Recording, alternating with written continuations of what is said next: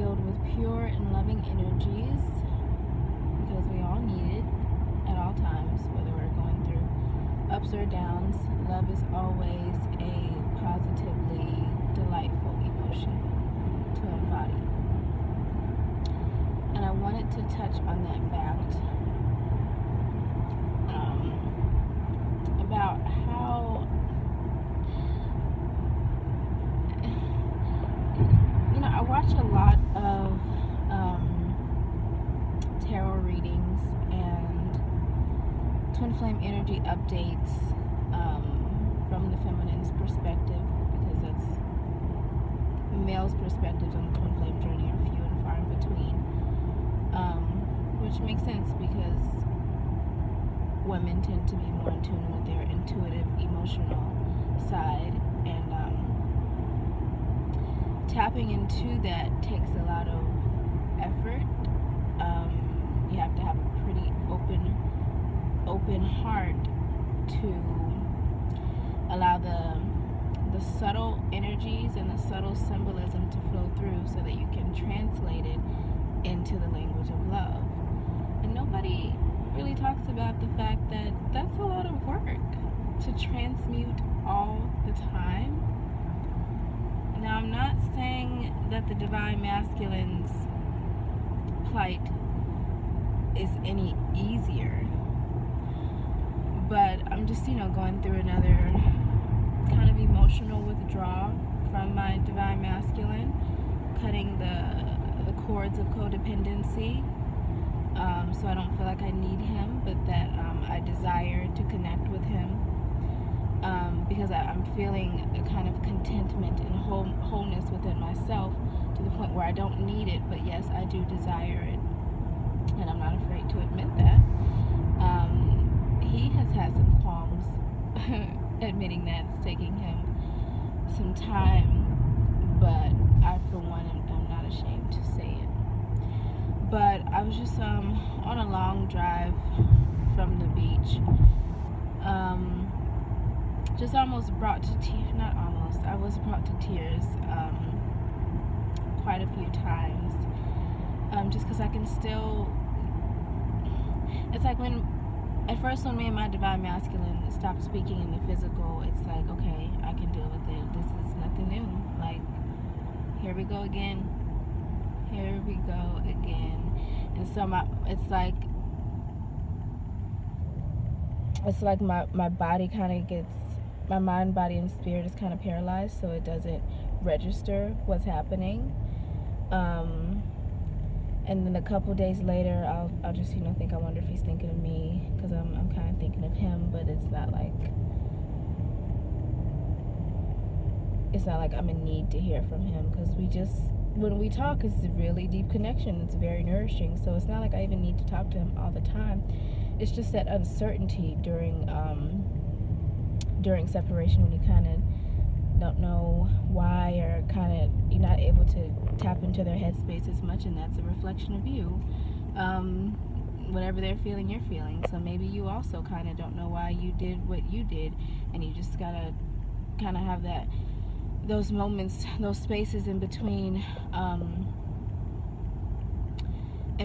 connection, so that you can process all of those emotions and do the inner child work and work with the shadows that are arising, and just kind of get a deeper understanding of self, because that's what the whole twin flame journey is. It's just a pure reflection of you in incarnate form, so that you can really get a deep look at how you've existed, who you want to exist as, why you exist the way you exist, so that you can decode, recode, and unprogram,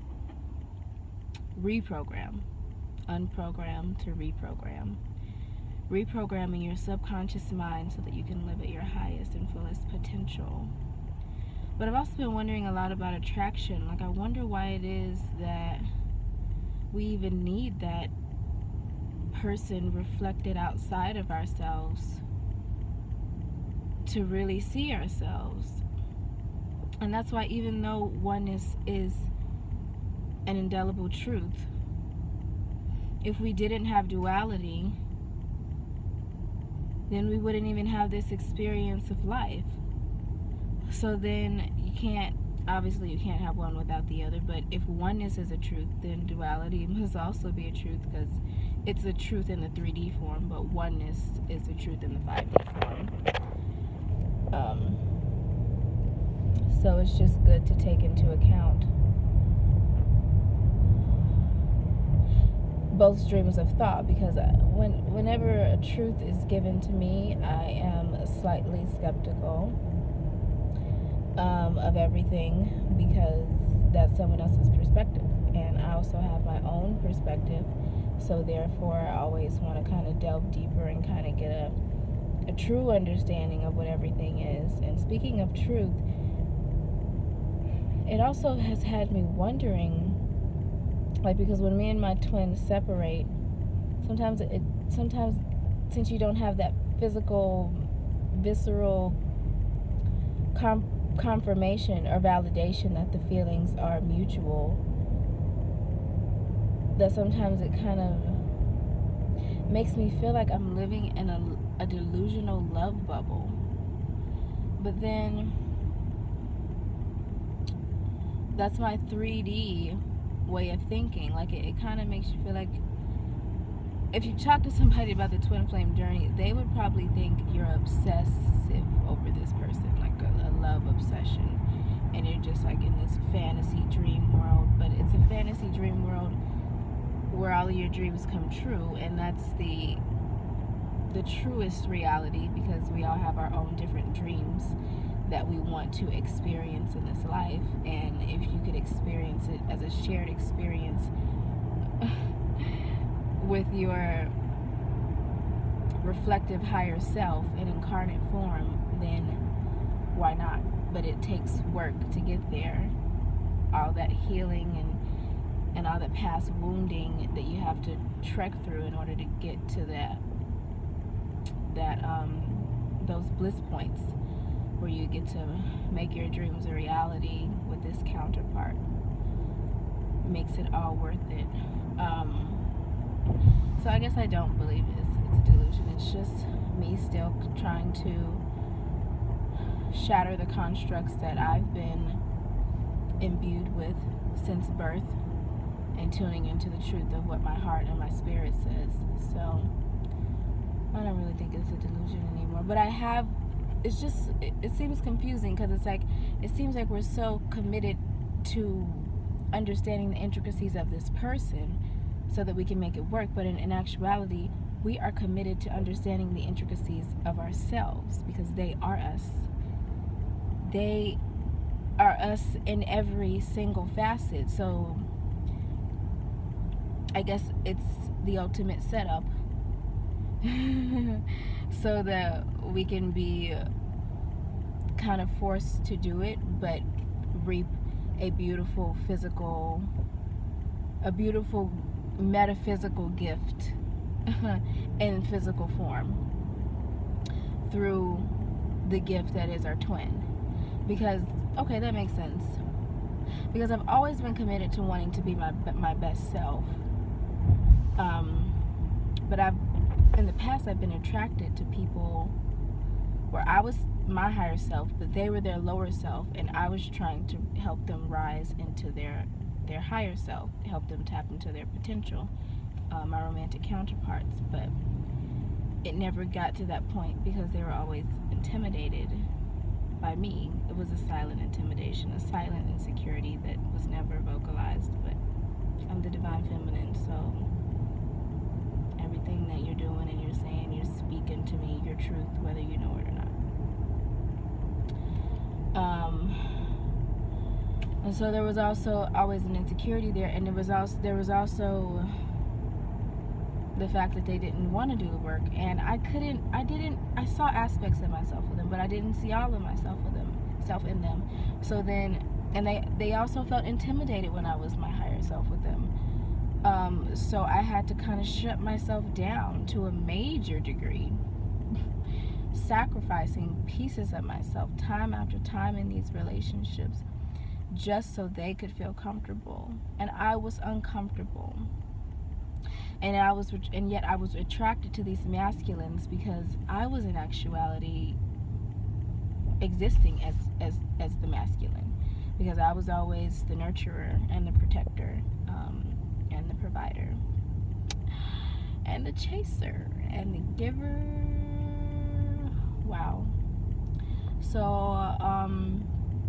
like for the better part of this lifetime, I feel like I've been trying to really deeply understand the masculine wounding,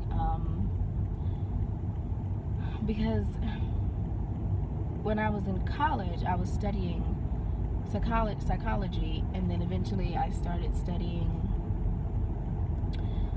criminology, because I was trying to figure out, well, what facet of psychology do I want to work in.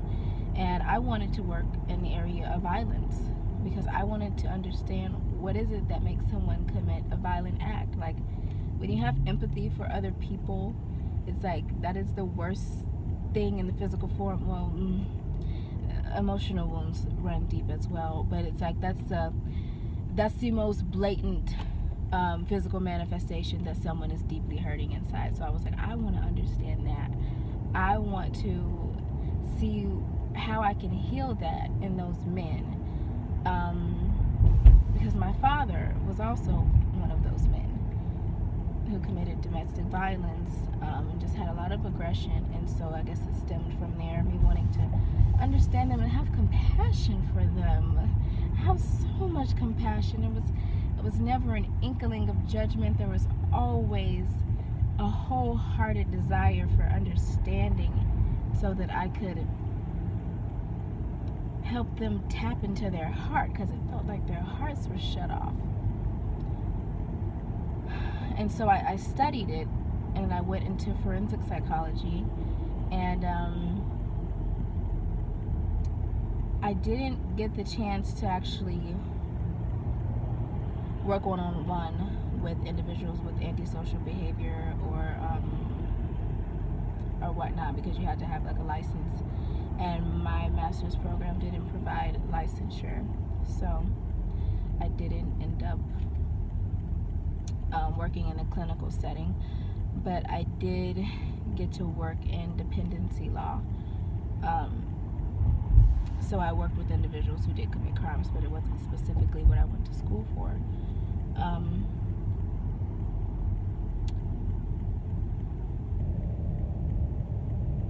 But in any event, I still went into social work, so I worked with that population, and it did help me to gain clarity. But there was a lot of confusion in my head, to be honest, because sometimes I would find myself attracted to clients that were like violent and like unruly, and like it seems weird, but it's not, because I was attracted because it's like I was born to heal that in the masculine, because I was born to heal that in me as well, because whatever I'm attracted to, it is me in some form or fashion.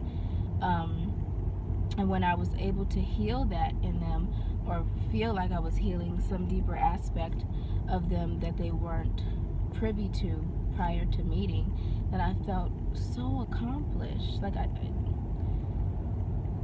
Like it almost feels like that's my silent mission, or maybe was my silent mission. I don't really know where it's going now, because it feels like a really deep shift.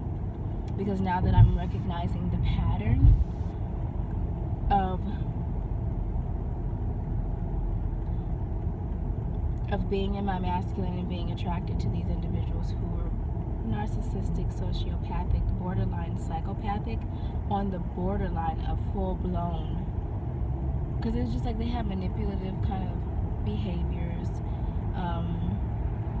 but since I could see through it, I didn't fall prey to it.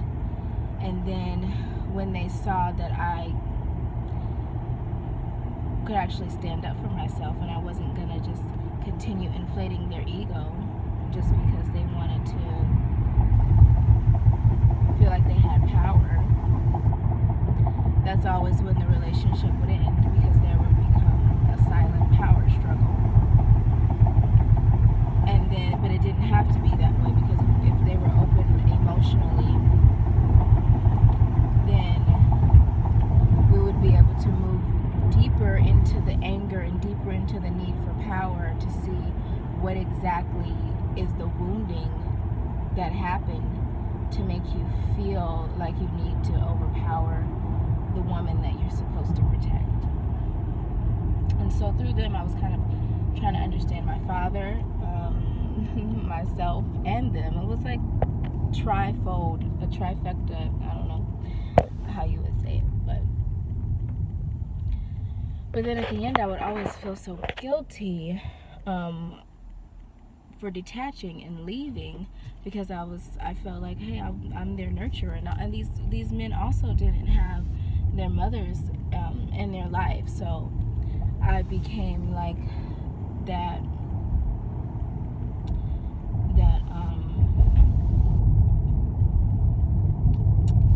role, that real model,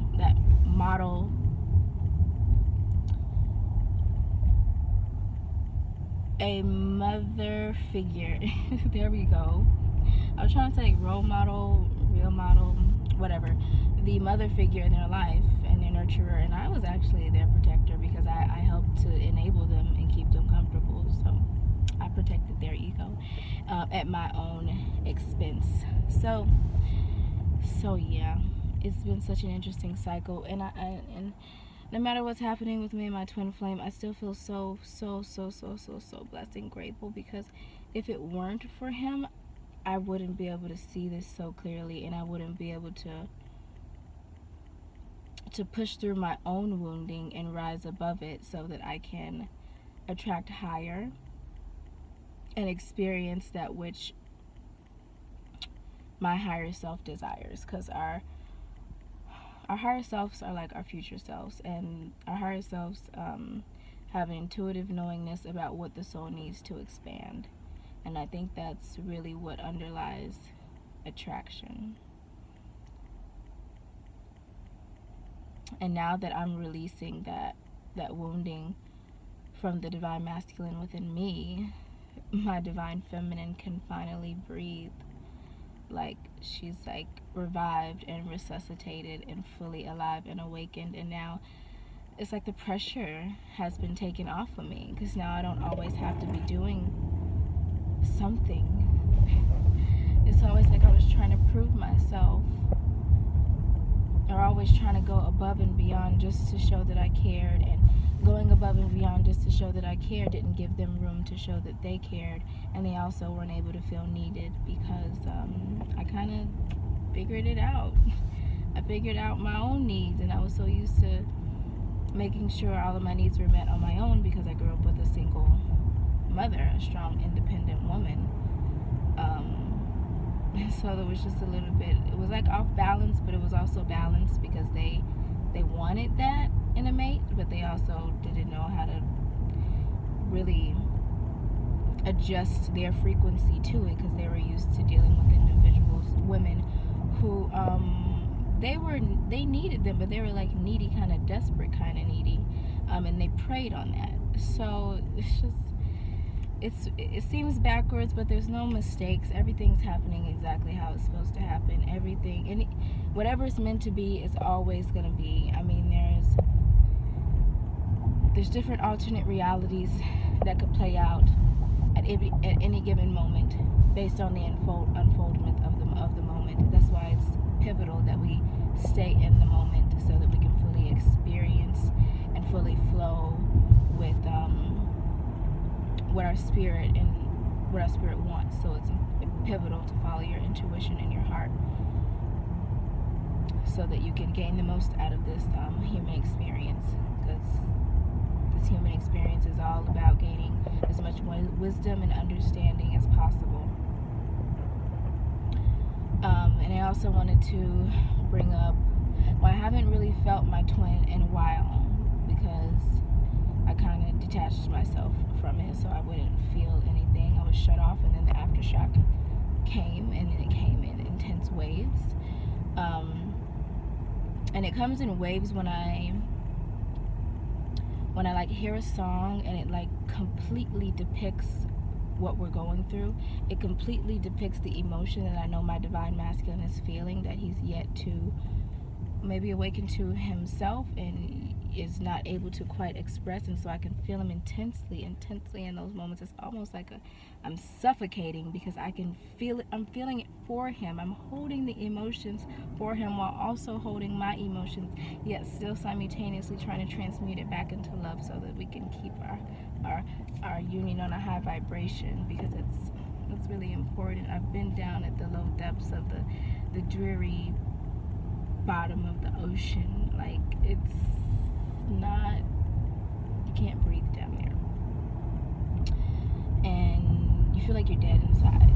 So I'm not gonna go back there if I have anything to do with it. I'm gonna experience it, but I'm not gonna drown in it. Let's just say that. I'm gonna fully experience it and let the emotion flow through me so that I can understand what it's trying to say to me. I'm not gonna avoid it, but I'm not gonna stay down there like I used to, as long as I used to.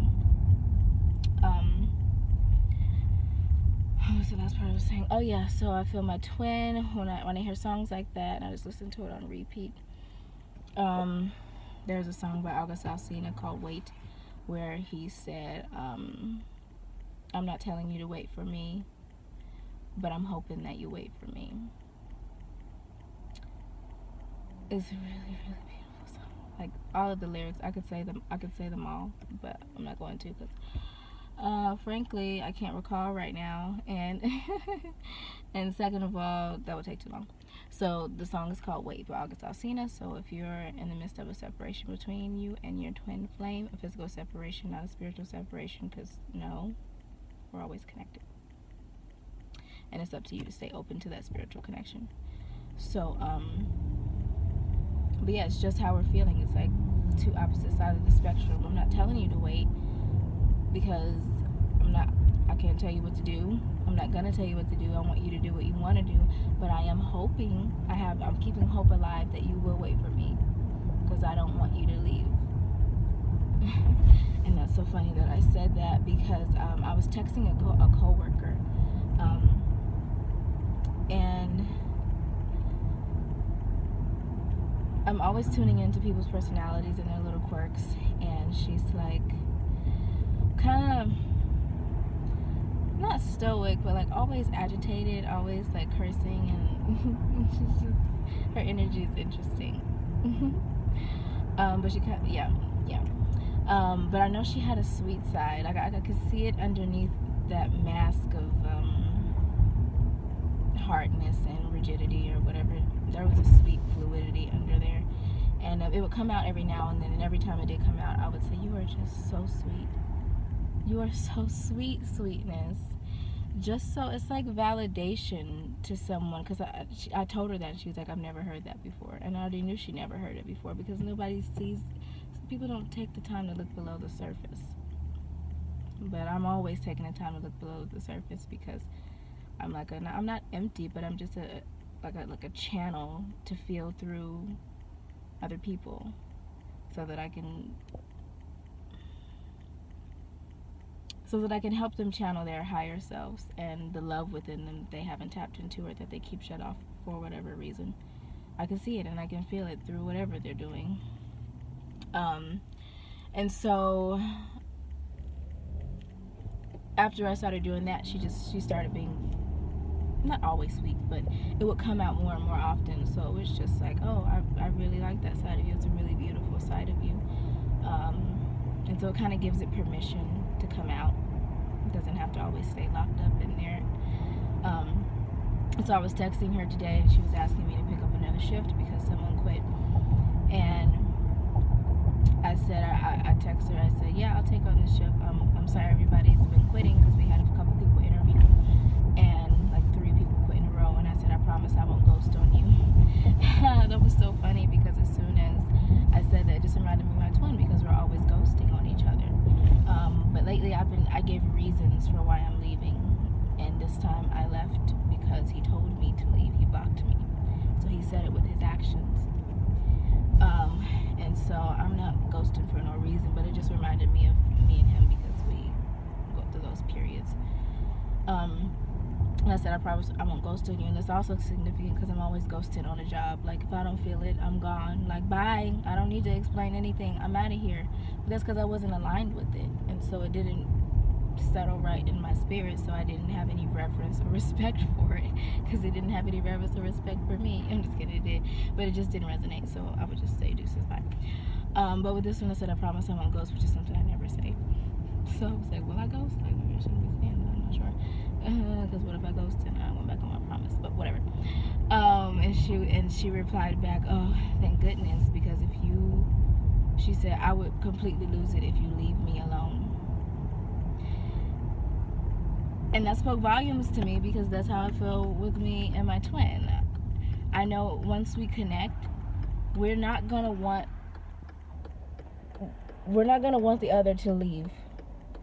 Like, it was like her speaking through me what my twin is saying. Like, you left and now I'm kind of losing it. And I'm like, I left because you told me to leave, but I'm kind of losing it too, because we were so close. We were so close to union, but divine timing is always at work. So I'm not tripping on that. Sometimes I am, because I'm sad, but yeah. I'm a human, so yeah. So yeah, and I was like, that was my twin. And then afterwards I was like, yeah, I don't want you to lose it, so I'm not going anywhere. And I said, basically, I really don't have a life right now, so I'm pretty flexible, so I better be working. What else I'm gonna be doing? Not like that, but I mean, I'll be writing, going to the beach and stuff, but I've been feeling just slightly, not less inspired, but I'm like in between inspiration right now, so I was like, yeah, sure, I'll pick up the shifts. And right after, she was like, I love you. And that's the last thing I would have ever thought I would hear from her. Ever. Like, seriously. Because it almost felt like when we were training that there was so much dissonance in our frequency. Like, the way she expressed herself and the way I expressed myself was so different that it almost felt like, oh, I don't even want to train with her. Like, that's how I felt. But then I just, I checked out of my lower self and said higher self. She's basically you in a different body. Just find the relatedness and the similarities like you always do. And I did, and now we're here. And then when she said I love you, I felt my twin say I love you. And that's what I was saying in my other video. It's important to not shut yourself off. Close your heart down. Sorry, the sun is blinding me. I'm blind. Or close your heart down just because you and your twin are in connection. Like, our purpose in life is to be embody the fullness of love, and be a beacon of light and love, because it's not a lot of it going around, and the more that one person does it, the more it's like a domino effect, and we can light up the world with just like gestures here and there. It doesn't even have to be anything grand. It really doesn't. It's so simple yet so beautiful, and so natural when you allow love to exist within you and flow through you. So seriously, remain open and be receptive to love from within yourself and from the others around you. There was also a sweet symbolism. I went to the beach today, and my twin, he plays guitar, but not professionally. But he plays guitar, and I have dreams about him playing guitar every now and then. But I saw a guy at the beach on top of a rock. I would say my rock, but I don't own anything. But that's my special rock in the middle of the ocean. And I love going there and sitting there, just being in the middle of the ocean, me on top of a hard rock, like solidity in the middle of so beautiful. I love it. And there was a guy that kind of twin from the back, because he was like mixed, and he had a cute little ponytail, and he was playing a guitar on top of a rock in the middle of the ocean. So just little things like that. Your twin is always with you, communicating through you, to you, through spirit. So remain open and stay hopeful, my lovelies. Blissful blessings to you all, my beautiful beloveds. If you'd like to connect, I'll put my contact information below. Sorry, you can barely see me. The sun is out and about, no doubt.